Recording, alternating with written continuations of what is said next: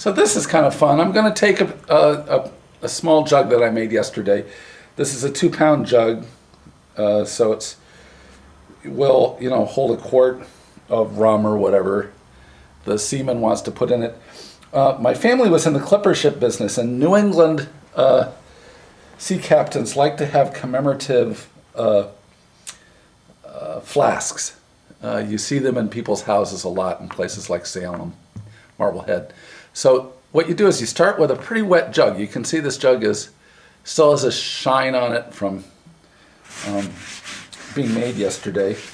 I covered it with a piece of plastic, and I've damped down my wedging area, which I like having my wedging area with a piece of canvas on it. And the canvas surface is a wonderful material to be working with anyway. But I'm just going to take this jug and just flatten her out. Give it a flattening on one side, and then I'm not doing it all at once. I'm just starting slow. The important thing, the mantra to keep at is as you flatten it, you make sure that you keep the edges sharp. You don't want this to fold in on itself with a flat area. There's a flat area right here right now, so I want to make sure that so that all of the flattening points towards somewhere. And you don't want to have any real dents in any one spot, so it's a little tricky, and you sort of have to follow the architecture of the pot to get it to happen. So I'm just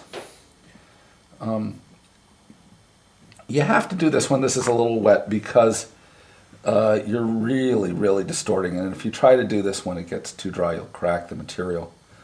So I sort of lead ahead by making sure that there's a nice sharp edge here, and then I'm going to just flatten her down.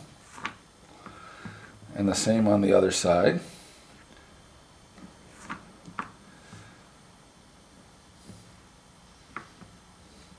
This, when it's a little drier, I will draw a picture of a sloop on it.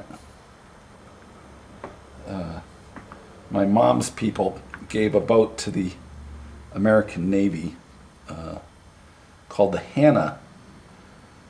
Of course, if you ask the museums and stuff, they say it never happened. But if you give away a boat when there's a revolution going on, there might not be a lot of paperwork about it. But so I'm just following along on making sure that this is. Now, when it's a little bit drier, I can do a little more sort of finish work on making sure that the shape is really good. But I've really gotten it into the sort of shape that I want it to be.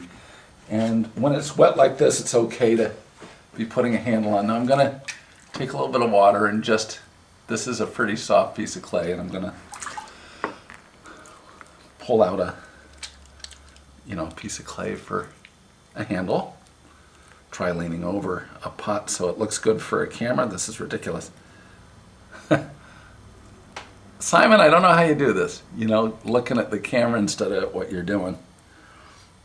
Okay, so I've just made a flat, compressed kind of handle here, and I got to put it so you can see what I'm going to do.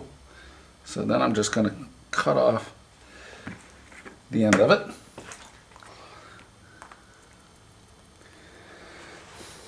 And I'll turn this way so you can actually see what I'm doing. If I put the handle on this way, this will be the front of the pot, because you usually put the handles on to the right. And I'm going to just make sure that it's really adhered to the surface of the jug. And once it's there, then I'm going to give it a batch of pulls to clean up the shape of it.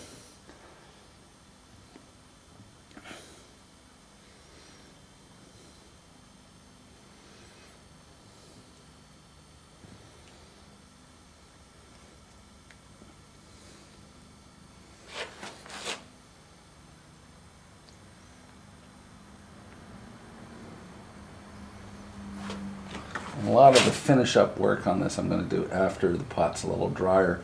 If I were to push really hard right now, the handle would be sort of in a hole. So I'm going to look at it myself so I can see if the shape is good, and it's really pretty much there.